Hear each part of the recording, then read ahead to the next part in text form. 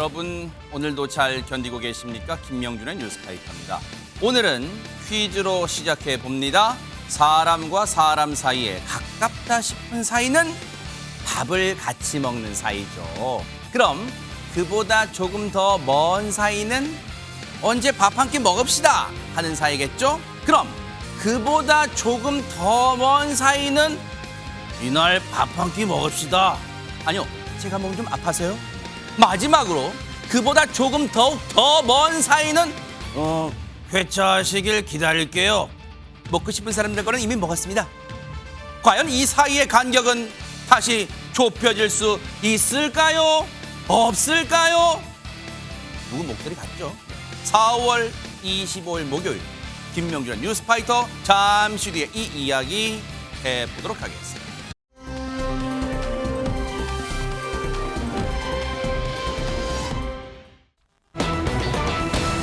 요즘 여기저기서 한동훈 전 비대위원장을 찾는 목소리들이 많죠. 그런데 여기에서도 한동훈 전 위원장을 찾는 목소리가 나왔답니다. 영상부터 만나보시고 이어가 보도록 하겠습니다.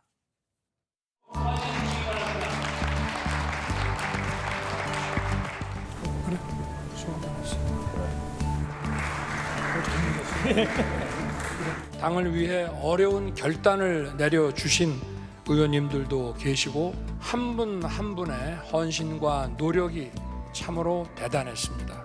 최일선 현장에서 온몸으로 민심을 느낀 의원님들 여러분의 의견을 듣고 국정을 운영하는 것이 대통령으로서의 도리라고 생각합니다. 좋은 말씀, 고견을 많이 들려주시기를 부탁드리겠습니다. 자, 고견을 들려달라. 그런데 저 자리가 어떤 자리고 저기에 참석한 사람들이 어떤 사람들이길래 딱 봐도 영상만 봐도요. 허주현 변호사님 표정이 그렇게 좋지는 않아요. 어떤 사람들입니까?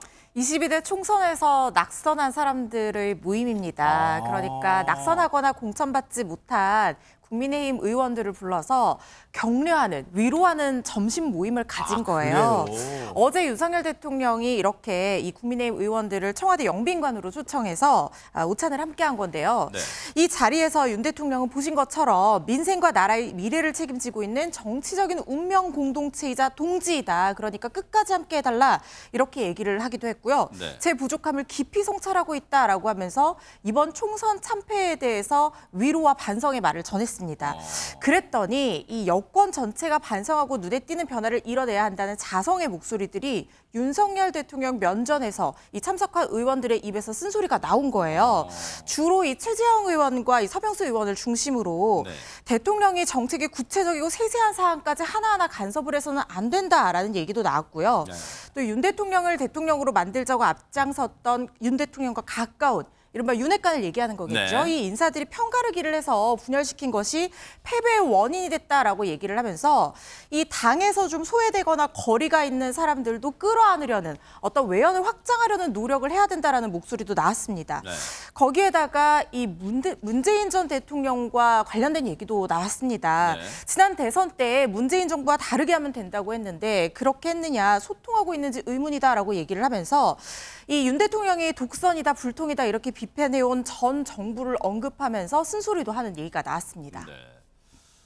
분위기가 무거웠어요. 쓴소리도 대통령 면전이었습니다만 쓴소리도 마다하지 않는 그런 자리였습니다. 그런데 앞서 그랬잖아요. 안진영 기자님, 이 자리에서 한동훈 전 비대위원장을 찾는 목소리도 들렸다는데 누가 어떤 얘기를 한 거예요? 네, 지난 총선 이 국민의힘은 한동훈 비상대책위원장이 이끌었죠. 네. 근데 정작 이 자리에는 없었다는 겁니다. 아하. 그래서 이 참석자들은 정말 한 위원장은 오지 않는 것인가라는 설왕설래가 있었다고 하는데 현장에 있었던 관계자들에 따르면은 윤 대통령과 헤드 테이블에 앉아있던 한 다선 의원은 네. 이런 자리엔 선거를 이끌었던 전 당대표가 와야 된다. 자신과 같던 비대위원들과 밥을 먹는 게 맞느냐라고 쓴소리를 했다고 하는데 이 자리에서 윤 대통령은 한 전 위원장과 관련한 언급은 하지 않았다고 합니다. 하하. 아니 왜 안 그러겠어요? 왜냐하면 저 보세요. 저 청와대 영빈관에 앞서 영상에도 보셨지만 이 밥 먹는 테이블이 여러 개 있잖아요. 그러니까 이 자기들끼리 앉은 자리에서는 그랬을 거 아니에요. 한동훈 안 왔어? 한동훈 왔어? 봐봐. 저 봐봐. 한동훈 안 왔어? 안 보이는데? 안 왔나 봐. 진짜 안 온 거야? 한동훈 안 부른 거야? 막 그랬을 거 아니에요. 자기들끼리는. 그러니까 이 참석했던 5 의원이 이런 자리에는 한동훈 전 비대위원장 이 선거를 이끌었던 당대표가 와야 되는 거 아니냐? 자신과 가까운 비대위원들과만 밥을 먹는 게 맞는 것이냐? 일종의 좀 비판적 어조를 한 거예요. 이런 자리에 안 오고는 자기들끼리만 밥 먹냐? 그런 거예요. 그런데 일각에서는 윤석열 대통령과 한동훈 전 비대위원장 뭔가 이 껄끄러운 관계가 맺어질 수밖에 없었던 게 이게 작용한 거 아니냐, 이런 시각도 있는 것 같아요. 김묘성 기자님. 네, 사실 윤 대통령과 한 전 위원장의 어떤 크고 작은 마찰은 여러 차례 보도가 되면서 많은 분들이 익히 알고 계실 그랬죠. 겁니다. 네. 그런데요, 이 일도 있었다고 합니다. 뭘까요? 한동훈 전 위원장이 선거 기간에 하루 동안 2번이나 사퇴 의사를 밝혔던 사실이 뒤늦게 알려졌습니다. 뭐라고요? 그 일시도 구체적으로 알려졌는데요. 뭐라? 네. 총선을 9일 앞뒀던 지난 1일이었습니다. 네. 그때 한동훈 전 위원장이 대통령실에 의사를 밝힙니다. 의대 증원과 관련해서 그 숫자의 유연화를 요청하면서 사퇴의 배수진을 친 거죠. 그런데 윤석열 대통령의 대국민 담화 내용 어땠는지 여러분들 기억하실 겁니다. 한 전 위원장의 기대와는 달리 2,000명 그 의대 정원 문제와 관련해서 확실한 근거를 갖고 충분한 논의를 거쳐서 그 숫자가 결정됐다라고 다시 한번 강조를 하는 대국민 메시지였었죠. 이에 한 전 위원장은 다시 사퇴를 언급하면서 반발을 했다는 겁니다. 어허. 이때 대통령실의 반응은 알려지지는 않았지만 어쨌든 이때 한동훈 위원장은 사퇴를 하지 않았고요. 비대위원장으로서 총선을 마치게 됐습니다. 한 언론 보도로 이제 뒤늦게 전해진 거긴 합니다만 의대 정원 문제에 대해서 유연하게 좀 정부가 대응해 줄 것을 요청하면서 한동훈 전 당시 비대위원장이 나 유연하게 하지 않으면 나 진짜 물러날 거예요 했는데 그 대통령의 담화를 지켜봤는데도 2,000명 증원을 고수하니까 다시 사퇴 의사를 밝혔다는 거, 하루에 2번 밝혔다는 거예요. 그런데 곰곰이 생각해보면 한동훈 전 비대위원장은 당시 선거 이끌 때 김건희 여사의 명품백 수수 의혹 이거 불거졌을 때도 그때도 사퇴 요구 목소리 나오는데 그때는 거절했단 말이에요. 못 물러나겠다고. 그때 얘기 좀 들어보시고 이어가 보도록 하겠습니다. 대통령실에서 위원장님께 사퇴 요구했는 이에 대한 입장 궁금합니다. 저는 선민 후사하겠습니다. 대통령실은 과도한 당무 개입이라는 비판이 있는데 제가 사퇴 요구를 거절했기 때문에 구체적인 내용에 대해서는 말씀드리지 않겠습니다. 위원장님, 당정관계 신뢰가 사실상 깨졌다. 당은 당의 일을 하는 것이고 정은 정의 일을 하는 것이 국민을 위한 정치를 한 길입니다. 그 당내에서 그래도 좀 위원장님 거취에 대해서 이야기가 나오고 있는 걸로 알고 있는데 그 부분에 대해서 좀 어떻게 생각하시는지도 알고 싶습니다. 거취에 대해 누가 얘기를 했죠? 뭐 다른 뭐 여러 의원들이 그런 이야기가 나오고 있더라고요. 분위기가 나타나는데요. 아마 이 장면 여러분들 기억나실 거예요. 그런데 지금 이 장면 포함해서 사퇴 한동훈 전 비대위원장의 거취, 그러니까 당시의 비대위원장 때 거취 문제를 둘러싸고 보세요. 당시에는 대통령실에서 압박을 한 거예요. 물러나시오. 그런데 앞서 기자들 앞에서 저는 선민 후사하겠습니다. 당은 당의 일을 하는 것이다 하면서 나 사퇴 못 물러납니다 라고 했었던 그런 한동훈 당시 위원장이 앞서 보도 보셨죠. 의대 정원 2,000명을 고수하는 것에 대해서는 하루에 2번 사퇴 의사를 밝혔다는 거. 그러면 우리가 그동안 이제 알려진 것보다 더 많은 갈등 국면이 윤석열 대통령과 한동훈 당시 위원장과는 있었다. 뭐 그런 거예요, 지금. 그렇게 볼 수 있죠. 지금 말씀하신 것처럼 원래 이제 부각돼서 총선 과정에 2번 정도의 네. 갈등이 있었잖아요. 윤환 갈등이라고 그래서. 그리고 나서 이제 봉합되는 장면을 2번 다 연출을 했습니다. 네. 근데 이번에 새로 언론에 나온 거는 사실 알려지지 않은 거예요. 그 2번 외에 또 한 번이, 그렇죠, 그렇죠. 2번이 더 네. 있는 네. 거잖아요. 그럼 4번이 되는 네. 겁니다. 모르겠습니다. 또 이외에도 있었는지 없었는지는. 그건 모르는 거죠, 진짜. 그렇죠. 네. 근데 한동훈 비대위원장 입장에서는 총선을 진두지휘하는 사람이에요. 그리고 본인 입장에서는 비대위원장으로 들어와서 총선에 승리하지 못하면 본인의 정치적 생명이 상당히 큰 위험에 빠질 수 있다는 걸 본인도 직감적으로 알고 있는 거잖아요. 그럼 총선 승리를 해서 할 수 있는 모든 걸 해야 돼요. 그런데 지금 사실은 이번 총선에서는 대통령의 그 국정 운영에 대한 심판론이 너무 강하게 분 거예요. 그중에 가장 큰 이슈 중에 하나가 뭐 김건희 여사 명품백 수수 논란도 있었지만 의대 정원 관련된 문제였습니다. 이게 초창기에는 국민들이 정부에 좀 더 힘을 많이 실어줬었어요. 그런데 잘 아시는 것처럼 시간이 길어지면서 네. 피해가 환자들에게 오다 보니까 이제는 반반 정도로 완전히 갈라져 버렸거든요. 그래서 총선에 악영향을 미친다는 여론이 있었고 아마 그 얘기를 의대증원위원회를 요청하는 요소로 나왔던 것 같아요. 그러니까 총선에 뛰어본 한동훈 비대위원장 입장에서 보니까 야, 이 문제가 상당히 큰 문제구나. 이거 좀 고려해 주세요라고 얘기했는데 대통령의 반응은 노라는 반응이었어요. 그래서 결국 이제 본인이 사퇴를 한다고까지 얘기를 했었는데 결국은 사퇴는 안 했거든요. 그러면 제가 볼 때 한동훈 비대위원장 입장에서는 현장에서 뛰는 선거의 최전선에 있었던 비대위원장 입장에서는 이게 큰 문제라고 인식을 했지만 대통령 입장에서는 그걸 별로 그렇게 중요하게 생각하지 않았다. 그런 문제가 결국은 갈등의 요소로 부각된 것 같고 그게 결국 오찬 초대에도 응하지 않은 요소로 작용했지 않았을까 하는 추측이 가능한 대목이라는 생각이 듭니다. 물론 이건 단언할 수 없어요. 지금 최진문 교수님 말씀처럼 합리적이거나 또는 추론일 뿐이에요. 왜냐하면 정치가 뭔가 두부를 딱 자르듯이 딱 정확히 팩토로만 되는 게 아니라 뭔가 해석의 영역, 그게 무지하게 많은 곳이 이제 정치의 영역이다 보니까 그럴 수도 있지 않았겠느냐 하는 해석들이 분분히 나온다는 거예요. 그런데 보세요. 이러다 보니까 급기야 세상에 비아냥인 듯 비아냥 아닌 비아냥 같은 목소리도 나오고 있습니다. 얘기 들어보시고 이어가 보도록 하겠습니다. 오늘 기준으로 대통령께 한동훈 위원장이 더 보기 싫습니까? 이준석 대표가 더 보기 싫습니까? 라는 질문을 던졌을 때 지금 저의 예상으로는 한동훈 위원장을 꼽으실 거라고 생각합니다. 지금 제 대통령께서는 한동훈 위원장이 본인에게 제대로 된 어떤 충성을 하지도 않으면서 총선에서 승리도 하지 못했다라는 생각을 갖고 계신 것 같아요. 지금 대통령실 발로 나오는 메시지들을 보면 대통령은 공천의 개입을 최소화하고 당이 승리할 수 있는 여러 기반을 마련해 줬는데 한동훈 위원장이 무능해서 그런 기회들을 살리지 못했다라고 인식하고 있는 걸로 저는 느껴져요. 이게요. 사실 제가 앞서 질문이 그랬잖아요. 비아냥인 듯 비아냥 아닌 비아냥 같은 얘기라고. 사실은 총선을 참패하다 보니까 지금 국민의힘이요.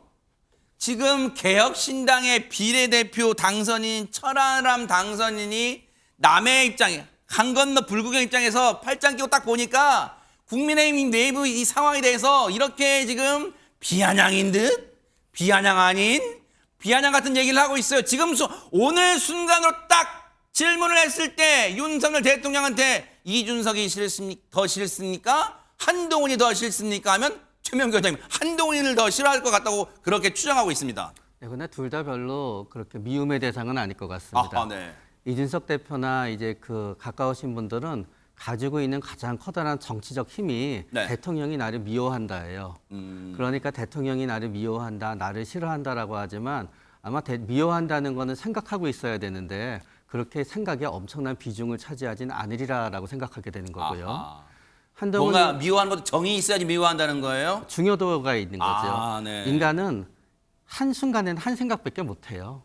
그래서 이 생각에 그게 그렇게 많이 현재 지금의 미움의 대상으로 굉장히 존재로 크게 부각돼 있지는 않을 것 같고요. 그러나 굉장히 미움받기 원하는 측면이 있으십니다.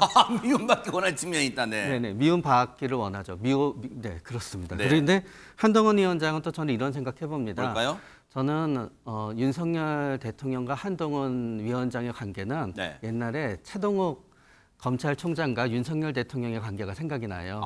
우리가 윤석열 대통령에 대해서 이런 분이 있구나라고 알게 되었던 거는 벌써 10년도 더 된 일이었을 때 최동욱 검찰총장이 이제 물러나냐 안 물러나냐로 갈등이 있었을 때 같이 사단에 해당되는 사람이 있었는데 마지막에 의논하던 사람.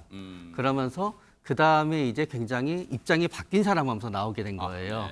그러면서 최동욱 검찰총장이 윤석열 대통령을 쭉 했듯이 한동훈 위원장과의 관계가 있는 거죠. 그런데 그동안에 윤석열 대통령의 정치적 입장은 이쪽에 있다가 이쪽에 있다가 묻지 많이 바뀌었어요. 그렇기 때문에 우리가 생각하는 것보다는 산전수전의 경험이 많으신 분이세요. 그렇기 때문에 한동훈 그렇게 오랫동안 관계가 있었던 한동훈 위원장을 지금 막 서로 아무 일도 없는 것처럼 만나는 게 더 이상하다고 생각이 돼요. 네. 지금은 좀 어느 정도 서로의 마음을 추스리고 그 다음 단계를 위한 각자의 시간이 필요한 거지. 네. 그렇게 좀 미워하거나 싫어하고 있다고 생각하지는 않아요. 서로가.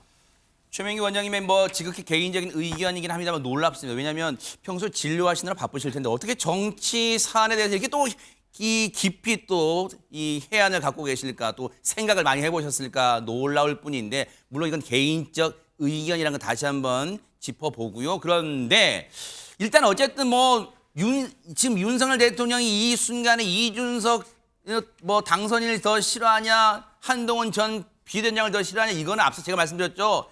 이거는 강 건너 불구경하는 입장에서는 툭 던져볼 수 있는 그런 얘기들인 거예요, 사실은. 왜냐하면 오늘 제목이 앞서 그랬잖아요. 한동훈 전 비대위원장을 찾는 목소리가 여기저기서 막 들린다는 거 아니에요. 그러면 앞서 이런 얘기들 말고 또 어디서 이런 목소리가 들리는 걸까요? 얘기 들어보시고 이어가 보도록 하겠습니다. 당신 목숨 걸고 했는데 고생했다. 우리 저기 밥이라도 함께 먹읍시다. 없잖아요, 지금까지도. 제가 무슨 국힘 당원도 아니고 없잖아요. 아니 그러니까 제가 제 자리를 달래는 게 아니잖아요. 네네. 아무 타이틀도 없지만은 예. 그 고맙고 감사한 표시는 해야지. 그동안은 이제 고생했으니까 뭐 본인은 이제 뭐 정치계를 떠날지 뭐 그런 건 전 모르죠. 예. 왜냐면 내가 그렇게 한번 통화하거나 한번 만나고 싶었는데 서로 바빠가지고 그게 안 됐잖아요. 근데 지금이라도 네. 서로 고생했지만은 그 소주 한잔 해야지 그래도. 근데 소주를 못 드시는데. 아니 나 혼자 먹어도 돼요. 예. 옆에 있으면 되지. 그래요. 사실은 뭐 김은국 씨뿐 아니라 이 민주당 쪽에서도 많은 연예인 분들이 선거 막 발로 뛰고 돕고 뭐 그랬었잖아요. 근데 서운할 수는 있어요. 그런데 또 한편으로 이렇게 생각이 듭니다. 이 선거를 진두지휘했던 당대표 위치, 예를 들어 민주당이면 이재명 대표겠죠. 그리고 국민의힘 같으면 한동훈 전 비대위원장 입장에서 그 선거에 같이 이렇게 노력하고 힘을 합쳤던 분들을 일일이 찾아가서 인사하고 고맙다고 표현하기가 사실 물리적으로는 벅찰 수 있지 않을까. 근데 그게 김은국 씨한테 조금 서운함으로 다가올 수는 있지만 아마 이 점도 큰 이 대인배의 마음으로 좀 이해하시면 어떨까 하는 생각을 감히 제가 한번 해봅니다.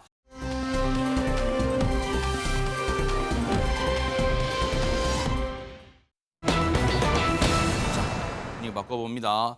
옷 속에 이것을 품고 다니는, 뭘 대체 품고 다니는 걸까요? 안진용 기자님. 지난달 31일입니다. 대구의 한 마사지 업소에 찾아온 수상한 손님에 대한 이야기를 해볼까 하는데 일단 영상부터 확인해 보시죠. 네네.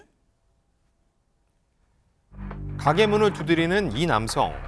주인이 나오지 않자 계속해서 쾅쾅쾅 더욱 거세게 저렇게 문을 두드립니다. 네. 자, 저 남성의 성화에 어쩔 수 없이 문을 열게 된 주인. 네. 근데 이 주인에게 남성이 다가가서 이번에는 이 남성이 욕설까지 퍼붓기 시작을 합니다. 이 남성, 주인을 협박하고 있는 거예요. 지금 보세요. 뭔가 밖에서 문도 두드리면서 저 모습 보면 안절부절 못하고 뭔가 지금 막 마음도 급하고 뭐 화도 잔뜩 나 있고 목소리는 뭐 CCTV니까 소리는 안 들립니다만 그냥 저 사람의 모습에서 뭔가 다급하고 뭔가 안절부절 못하고 막 뭐 그런 게 느껴집니다. 김묘성 기자님, 지금 대체 무슨 일이 벌어지고 있는 걸까요? 남성이 지금 협박을 하고 있는 상황인데요. 이 협박에 위협을 느낀 주인은 결국 경찰에 신고를 합니다. 그런데 출동한 경찰이 남성의 옷 속에서 이 남성의 분노보다 더 위험한 것을 발견하게 됩니다. 영상 이어서 확인해 보시죠. 네. 네, 마침 주변을 순찰 중이던 경찰이 곧바로 도착해서 남성을 밖으로 나오도록 유인을 하는데 남성은요 말을 듣지 않습니다. 그리고는 다시 주인에게로 향해요. 강하게 저항하는 남성에게 결국 경찰은 수갑을 채웁니다. 그리고 대화를 시도하던 중에 이제 뭔가를 계속 응시를 하다가 보시면요 순식간에 낚아채거든요. 바로 흉기였습니다. 어머나? 심지어 한 개가 아니라요 2개였습니다. 어머나. 경찰은 곧장 흉기를 압수하고 남성을 체포했습니다. 어머나. 최재만 교수님, 만약에 경찰분의 저 매의 눈이 아니었으면 지금 보세요. 이게 몸수색 하는 과정이 아니었단 말이에요. 이렇게 제지하는 과정이었는데 경찰분의 매의 눈으로 저 보세요. 저 매의 눈으로 탁팍 포착하잖아요. 품 안에 있던 흉기를 세상에. 맞아요. 저게요. 아까도 김묘승 기자도 얘기했지만 두 자루예요. 두 개. 어머나. 하나가 아니고요. 저거 만약에 네. 저거 흉기를 찾아내지 못했다면 경찰분들도 지금 위험할 뻔했잖아요. 그럴 지금. 수 있었죠. 네. 충분히 가능한 얘기입니다. 허허. 그러니까 경찰이 보고서 뭔가 수상하다. 왜냐하면 이 사람이요. 주치 상태였어요. 술을 마신 상태였어요. 세상에. 그러니까 50대 남성인데 네. 이 남성이 마사지 업소를 찾아갈 당시에 가슴하고 허리 쪽에 흉기 2개를 가지고 있었던 어머나, 거예요. 세상에. 술이 취한 상태에서 마사지 업소를 항했고 주인을 향해서 욕설도 하고 협박도 하고 이래요. 허허. 그러니까 경찰이 처음에는 이 사람이 협박하고 또 욕설한다는 신고를 받고 출동을 했는데 네. 그 당시에는 흉기를 들고 있지 않았잖아요. 아. 그러니까 그냥 지나갈 수도 있어요. 아니면 네. 분리를 시키고 그냥 가라고 하고. 네. 그런데 이 매의 눈으로 보던 이 경찰이 보니까 품속에 뭐가 있는 걸 발견한 아하. 거예요. 그래서 급하게 이걸 뺏었고 결국은 2개의 흉기를 발견하게 된 거죠. 야. 대단한 성과고요. 만약에 네. 흉기를 꺼내거나 휘두른 건 아니었지만 이걸 발견을 못했다고 하면 또 그냥 갔다고 하면 이 흉기를 어디서 쓸지 모르잖아요. 상상도 하기 싫은 일이 벌어졌을 수도 있어요. 그렇습니다. 진짜. 네. 그래서 경찰의 저 눈썰미가 결국은 더 다른 피해를 발생시키는 것을 막을 수 있는 아주 중요한 역할을 했다고 볼 수 있을 것 같습니다. 야, 진짜 당시의 상황 관련해서요. 경찰 얘기 들어보시고 이어가 보도록 하겠습니다. 상의 주머니가 좀 불능한 걸 의심을 하고 계속 주시를 하고 있었는데 피험의자가 자크를 내리면서 어딘가 전화를 하기 위해서 휴대폰을 꺼내는데 보니까 빨간 칼자루가 보였습니다. 그래서 빨리 압수를 하고 또 다른 주머니를 수색하는 과정에서 외투 바깥쪽에서 과도를 하나 더 발견하게 된 것입니다. 아니, 진짜 상상을 해보세요. 일반인이 누가 품속에 흉기를 2점이나 지니고 다녀요. 세상에 오싹합니다. 그런데 안진용 기자님, 저 인간은 왜 난동을 피운 거에다가 또 흉기까지 지니고 다닌 거예요? 네, 저 50대 남성은 나흘 전에도 해당 마사지 업소에 방문한 적이 있습니다. 근데 그때 만취 상태였기 때문에 입장을 거절당한 거죠. 그리고 이 남성, 나흘 후에 저렇게 흉기를 품고 다시금 찾아온 겁니다. 근데 이때도 또 술에 취한 상태였고 주인에게 욕설과 협박을 퍼부었고요. 아하. 정작 경찰이 왜 왔느냐라고 질문하자 그때 이 남성은 사과하러 왔다고 얼토당토하는 소리를 내놨습니다. 진짜 어처구니가 없어요. 저 사람이 만약에 앞서 경찰의 그 제지와 흉기를 발견하지 못했다면, 왜냐하면 나흘 전에도 술 마신 채 저 마사지 업소를 찾았다가 주취 상태인 것 때문에 그 이유로 거절당했잖아요. 그러니까 뭔가 분노가 쌓였을 개연성이 크단 말이에요. 그런데 이번에도 만약에 경찰이 그냥 갔다면 저 마사지 업소 업주분을 상대로 뭔가 더 끔찍한 횡포를 벌였을지도 모르는 상황이었단 말이에요. 저 인간 어떤 처벌을 받아야 됩니까? 허주연 변호사님. 일단 지금 경찰에서는 특수협박 미수 혐의로 이 남성을 체포했다 이렇게 알려지고 있는데요. 네. 그런데 우리 대법원 판례에서는 흉기를 꺼내서 휘두르거나 위협하는데 실제로 사용하지 않아서 이 피해 당사자가 그 흉기의 존재를 인식하지 못했다고 하더라도 그 흉기의 소지가 위협의 정도를 강화하는 방향으로 활용됐다고 보면 그 부분을 특수협박죄로 의율될 수 있다는 판례가 있습니다. 그런데 지금 경찰이 현장에서 출동했을 때는 이 부분에 이제 하급식 판례가 엇갈리는 부분도 있고 네. 다툼이 있을 수 있기 때문에 일단 특수협박 미수 혐의로 체포한 것으로 보이고요. 네. 만약에 보복 목적이라고 하는 것이 입증이 된다고 하면 이 부분은 특가법상 가중처벌 대상이 될 수도 있습니다. 네, 반드시 법이 살아있다는 거 보여주기를, 이 못된 인간한테 보여주기를 좀 기대를 해보도록 하겠습니다.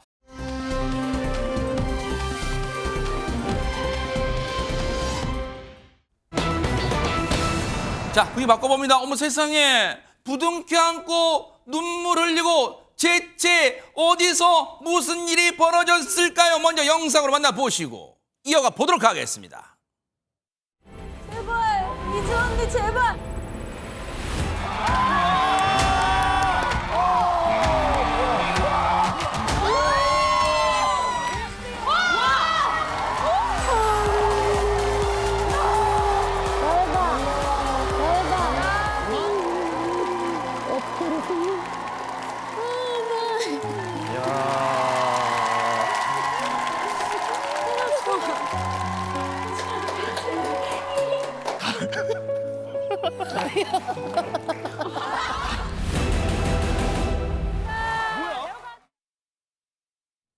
아니 진짜 영상 보니까요. 김묘성 기자님 여기서 눈물 펑 저기서 눈물 펑 막 눈물 주르륵 주르륵. 아니 왜 그런 거예요 이게 지금? 그러니까요. 무슨 일이 있었던 걸까요? 특히 마지막에는 우리의 대한 외국인 마리아 씨가 좀 엉엉 우는 모습을 보이면서 마음이 아픈데요. 네. 한국 가수 그리고 일본 가수가 한 무대에 서서 치열한 지금 대결을 펼치고 있습니다. 아하. 한일 가왕전 이야기인데요. 이번에 미션은요. 한국 같이 부르기였습니다. 아하. 그러니까 말 그대로 한 곡을 한국 가수와 일본 가수가 함께 나눠서 또 듀엣으로 부르는 건데요. 네. 다만 이 중 한 사람에게만 표를 주는 방식으로 승부가 결정이 됩니다. 조금 잔인하다.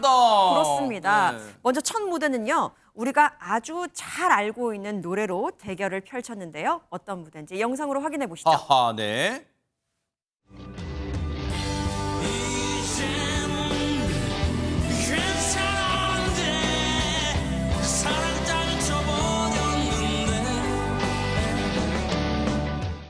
이젠 당신이 그립지 않죠. 보고 싶은 마음도 없죠. 깨끗해. 깨끗해. 사랑한 것도 잊혀가네요. 조용하게 알 수 없는 건 그런 내 맘에 비가 오면 눈물이 나요. 아주 오래전 당신 떠나던 그날처럼 이제 괜찮은데 사랑 따윈 쳐버렸는데 바보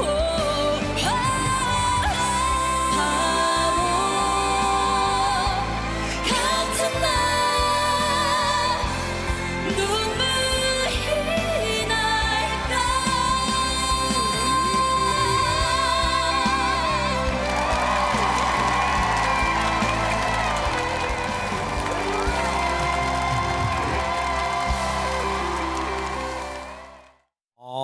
대박 사건입니다. 앞서 그 영화 박중훈 씨 옆에 안성기 씨가 있는 것처럼 두 사람 혹시 마이진 마코토 마자메인가요? 마자메. 그렇게 들려요. 어허. 왜냐하면 지금 맛이는 아니지만 네. 마이진 마코토 하니까 네. 마자메로 결성이 마자메. 됐대요. 아. 근데 호흡이 너무 잘 맞잖아요. 그러네요. 마코토 씨도 보면 눈을 감고 들으면 한국 사람 같아요. 아하. 일본 분인데 한국 발음을 너무 발음 많이 정확하잖아요. 발음 대단하네요, 진짜. 그리고 또 네. 비와 당신이라는 노래를 불렀던 박중훈 씨도 네. 잘 아시는 것처럼 그게 한물간 이제 유명인 가수가 자기 매니저와 함께 있었던 여러 가지 사건들 이걸 이제 영화로 그렇죠. 다룬 그 거잖아요. 영화죠. 네네. 2006년도에 그게 묘하게 오버랩이 되는 거예요. 네. 두 사람의 관계처럼 이 마이진 마코토 두 분이 너무 호흡을 잘 맞춰 노래를 불러줘서 네. 많은 분한테 큰 사랑을 받았고요. 네. 실제 그 박중훈 씨가 예전에 이 노래를 부를 때 그건 그냥 설인데요. 소주 한 병 마시고 불렀다고 그래요.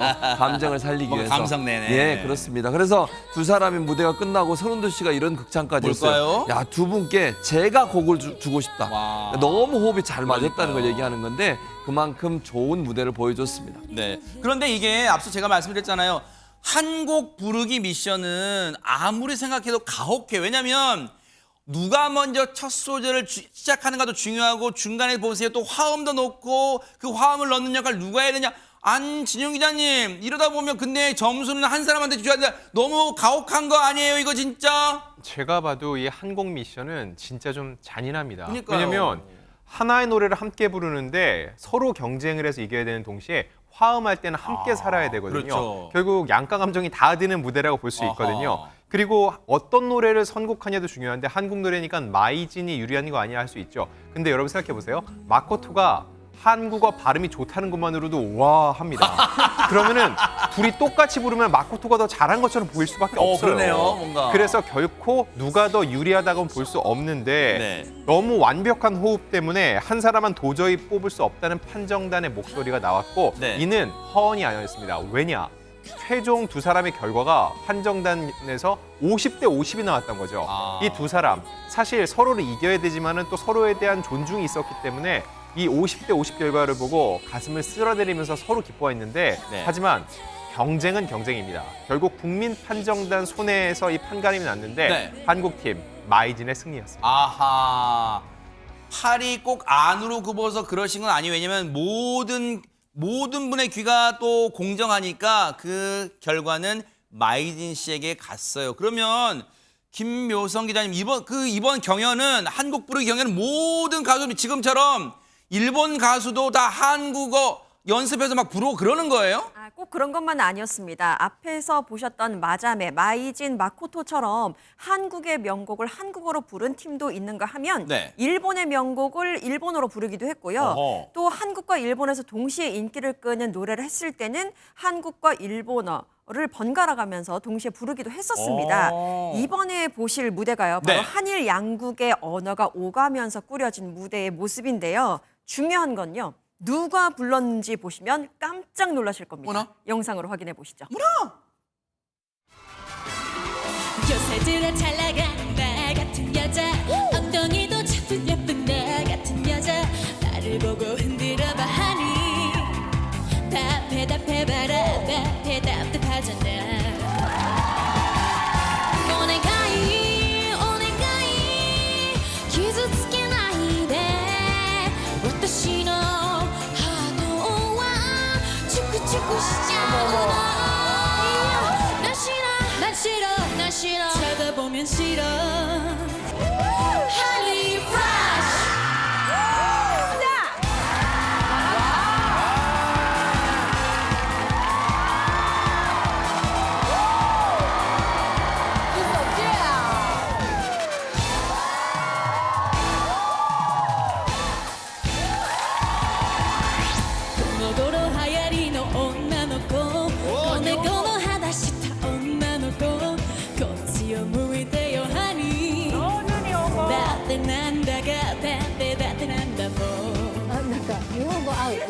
부탁할게 선주적이 않기를 애교이노 나이노 돈차가 후줄후줄거리잖아 난 싫어 쳐다보면 싫어 Honey Fresh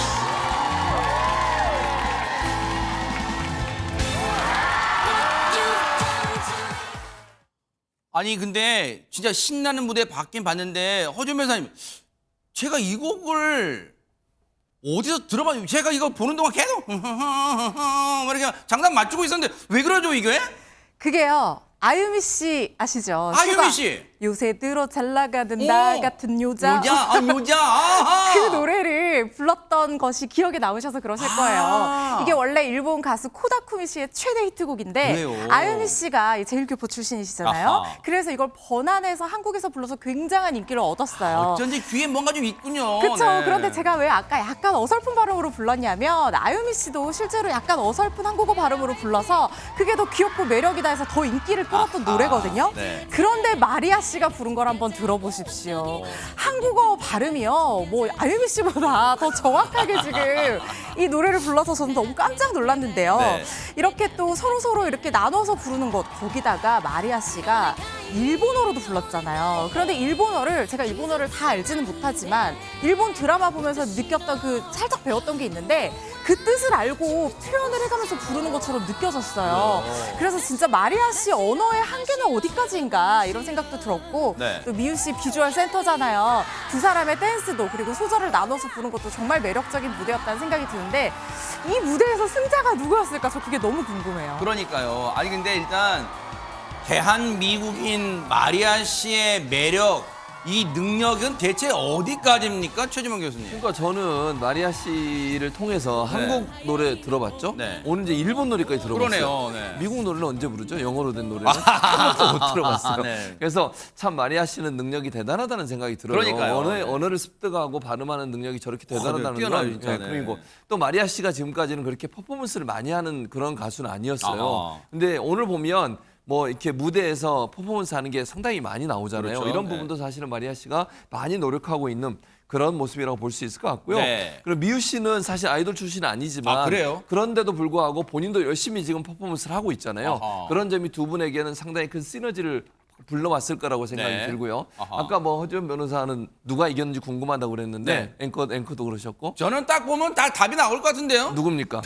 대한미국인 마리아 씨가 당연히 압승. 저도 그러고 싶은데요. 네. 결과는 네. 미유 씨가 이겼습니다. 어머나? 그래서 아무튼 뭐 이제 판정단이 그렇게 결정을 한 어허, 거니까 미유 그래요. 씨가 귀는 이겼고요. 공정하니까요. 그렇습니다. 네. 어허. 근데 이게 사실은요 두 사람이 대결을 벌인 게 이번이 처음이 아니에요. 두 번째거든요. 오호. 근데 첫 번째 대결에서도 미유 씨가 또 이겼었어요. 어머나. 그래서 마리아 씨가 이 결과를 보고 나서 이제 눈물을 흘렸는데 네. 지금 저 장면인데 아하. 미유 씨가 이제 함께 안아주는 장면도 나와요. 서로 네. 위로하면서 그래서 좋은 팀 동료로 또 서로 좋은 관계가 형성되는 그런 모습이었다고 생각이 듭니다. 혹시 이렇게 안아주면서 마리아 씨가 확 꼬집고 그러진 않았겠죠? 얄미워 이렇게 꼬집고 그러지. 아니 제가 농담이었어요. 정말 이 승부는 승부지만 또 이렇게 화합의 장을 펼치는 게 매력인 게 바로 이 한일 가왕전 무대 아닌가 싶은데 보세요. 어쨌든 지금 1대1 동률이 됐어요. 그러면 뭔가 이제 승부니까 뭔가 결정을 지어야 될 거 아니에요, 김묘성 기자님. 네, 그렇습니다. 그래서 지금 이 언니를 소개해드릴까 합니다. 오호. 제가 왜 언니라고 했냐면요. 네. 우리 대한민국 팀에서 든든한 맏언니 린 씨 이야기를 하려고 아하. 하거든요. 정말 한국이 자랑하는 국보급 목소리를 갖고 있고 뭐 발라드, 트로트, 드라마 주제곡 못하는 게 없잖아요. 그렇죠. 그런데요. 일본에도 이러한 분이 있습니다. 저희가 몇 차례 소개해드린 적이 있는데 바로 우타고코로 리에 씨예요. 아하. 우타고코로 리에 씨와 함께 린 씨가 듀엣을 하게 됐는데 어떠한 무대가 탄생이 되었을까요? 영상으로 확인해 보시죠. 야, 네. 멀어져 가는 저 뒷모습을 바라보면서 난 아직도 이 순간을 이별이라 하지 않겠네.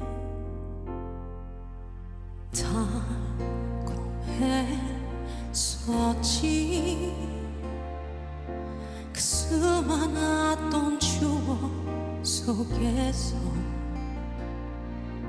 난 벅혀진 두 마음을 우린 어떻게 잊을까. 미치시 않니 여러 커비와 미리 기즈나 너이로와 아까쿠 덴마데 거가스 기즈나 너이로와強く切なさを引き合う그런 그 시절에 너를 또 만나서 사랑할 수 있을까 기준한 너의 또한 가다그 어쩌가요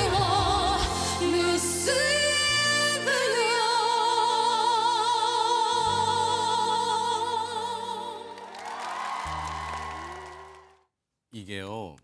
앞서 다른 그 두 무대에 나오셨던 네 분들은 오해는 하지 마세요. 그런데 허주연 변호사님 진짜 한일 양국 맏언니들의 내공의 무대 와, 진짜 감동입니다, 진짜. 와. 이게 남희 씨가 슬픈 인연 불러는 걸 저는 공연을 한번 영상으로 본 적이 아하, 있었는데 정말 눈물 날 것 같다는 생각이 들 정도였거든요. 네. 그런데 그 감동이 처음 봤을 때 그 감동이 다시 한번 밀려오는 느낌이었어요. 아하. 이게 원래 일본 유도라는 작곡가가 이 아내가 작사를 하고 이 작곡가가 작곡을 해서 한국에서는 남희 씨한테 주고 일본에서 또 일본 가수에게 곡을 줬다고 해요. 그런 배경이 있어요? 네, 그런데 오. 아까 지금 한국어랑 일본어랑 나눠서 부를 때 보면 우리가 한국어 가사는 굉장히 익숙하잖아요. 그런데 일본어 가사가 너무나 애절해서 그 표현이 또 다른 맛을 느끼게 하는 그런 생각이 어쩐지 중간에 들더라고요. 우리가 원래 알고 있는 한국어에서 그 가사가 아닌데 하는 부분이 원래 그래서 달랐군요.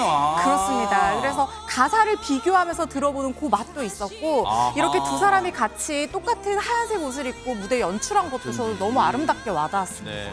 근데 정말로 이제 화합의 뭔가 무대는 보여줬는데 그런데 앞서 저 무대 보신 분들은 아시겠지만요.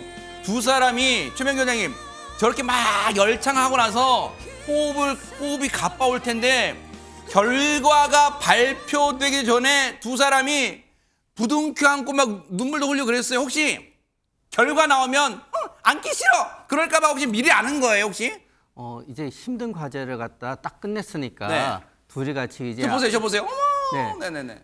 힘든 과제를 끊으면서 앉게 되는 부분도 있고요. 네. 지금 이제 가수들의 컨디션은 굉장히 힘들 거예요. 현역 가왕부터 시작해서 노래를 부르는 게 아니라 수도 없이 연습을 해야 되거든요. 아하. 그렇게 성량이라든가 모든 게 한계에 있기 때문에 아마 연습하는 과정 중에 힘들었던 것도 생각날 거고요. 아하. 근데 또 린 씨만의 독특한 그 어려움이 있는데요. 네. 옛날에 이제 뭐 경연 프로에 나왔었을 때 린 씨가 노래 부르기 전에 장면을 찍은 게 있었어요. 아하. 엄청 불안해서 네. 거의 본인이 토하기 직전까지 간다 그래요. 그러다가 보니까 그렇게 힘들게 연습하고 긴장하는 모습을 갖다 옆에서 보니까 네. 서로 도움받고 도움 주면서 감동이 더 있었을 거라고 생각합니다. 어쨌든 저렇게 감동에 또 감격에 포옹도 하고 정말 리에 씨가 잘했어요. 아니요 린상이 잘했어요 막 했지만 어쨌든 린 씨가 이겼답니다. 하지만 다 끝난 건 아니에요. 아직 더 무대는 한일 가왕제 더 뜨거운 무대 남아 있으니까 뉴스파이터와 함께 하시면 그 무대 차근차근 확인해 보실 수가 있습니다.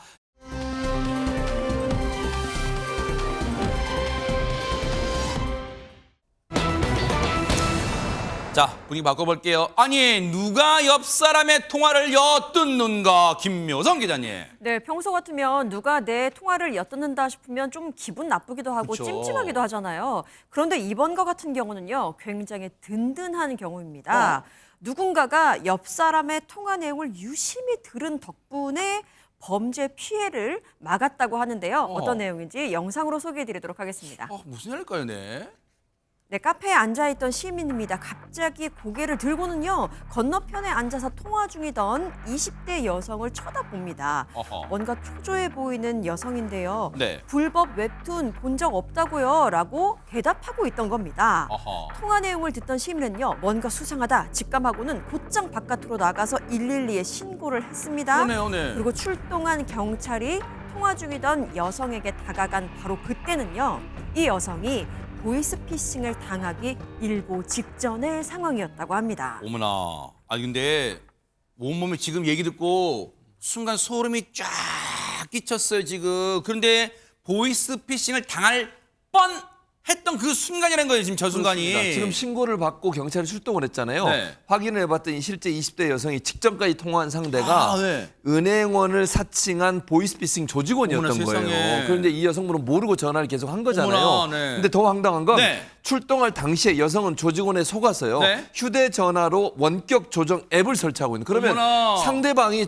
휴대전화를 마음대로 조정을 하게 뭐 이거 만드는 깔라고 하면 다 깔아버렸거든요. 그렇습니다. 아이고, 세상에. 그럼 정말 위험한 상황이 되는 네. 건데 아찔했던 건 이 당시 여성이 조직원들이 지시한 현금 7천만 원을 네. 이미 찾아서 종이백에 담아놓고 있던 상태였어요. 어머나. 조금만 늦게 갔으면 이 돈이 그 조직원에게 그 보이스피싱에 넘어갈 상황이었는데 네. 시민의 신고로 다행히 그 피해를 막을 수가 있었습니다. 7천만 원이 앞서 여러분 혹시 영상 보셨어요?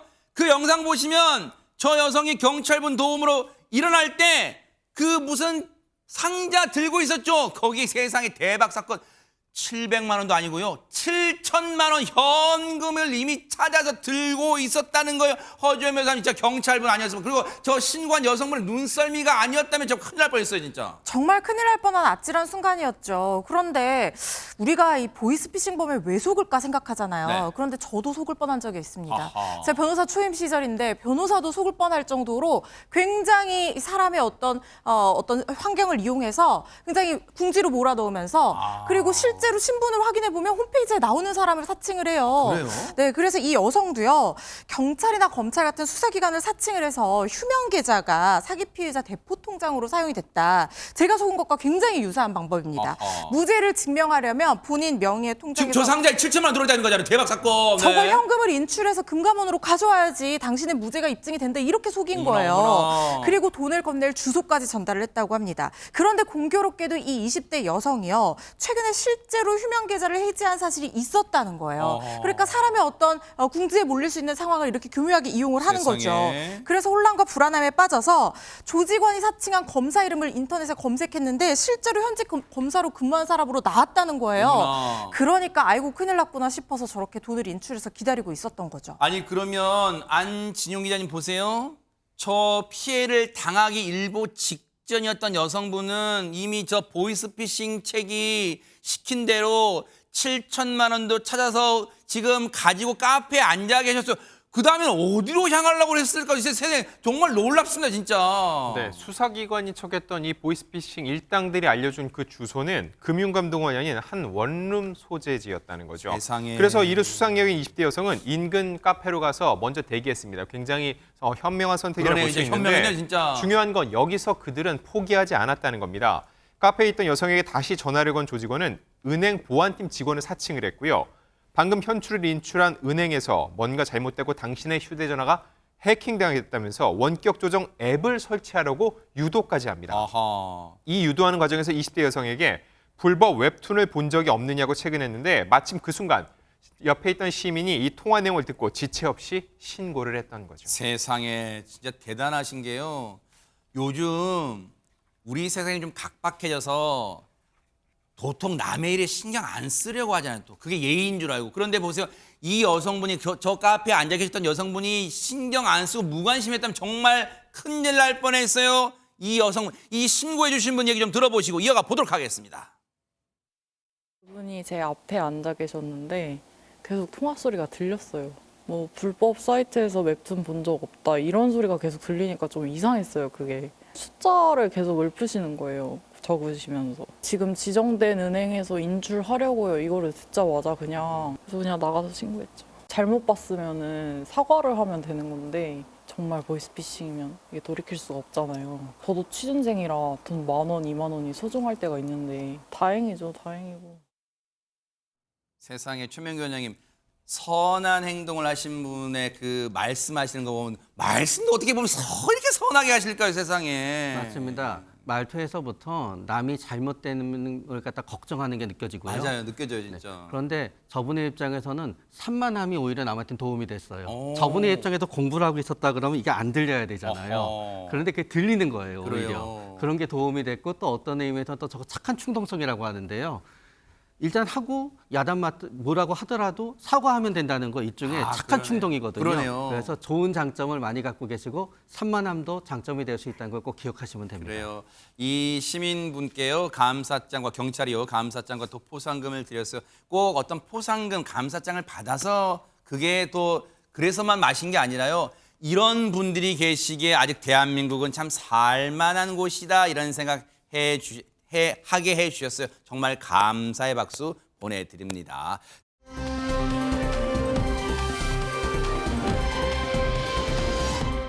지금 이 순간에 세상은 바삐 돌아가고 있는데요. 안진용 교수님 처음에 어디로 가볼까요? 어떤 나라입니까? 미국입니다. 아하. 미국에서 어떤 개 한 마리가 화제라고 하는데 과연 어떤 개일지 영상으로 만나보시죠. 네네. 캄캄한 산길 속 바삐 움직이는 4개의 다리, 등에서 푸른 레이저빔이 쏘고요. 저렇게 잠시 뒤 강한 화염을 발사합니다. 영화 터미네이터 뭐예요 이거? 정말 그거와 진배 없는 장면이죠. 이렇게나 무시무시한 걸 이고 다니는 녀석의 정체는 화염 방사기 로봇 변입니다. 점프도 하고 장애물도 피해가는 등 귀여운 강아지의 모습을 하고 있지만 한번 불을 뿜기 시작하면 최대 10m까지 닿는다는데 아주 무시무시한 위력을 갖고 있죠. 최근 이 로봇을 미국에서 공식적으로 판매하기 시작하면서 반대로 많은 논란도 일고 있습니다. 아니.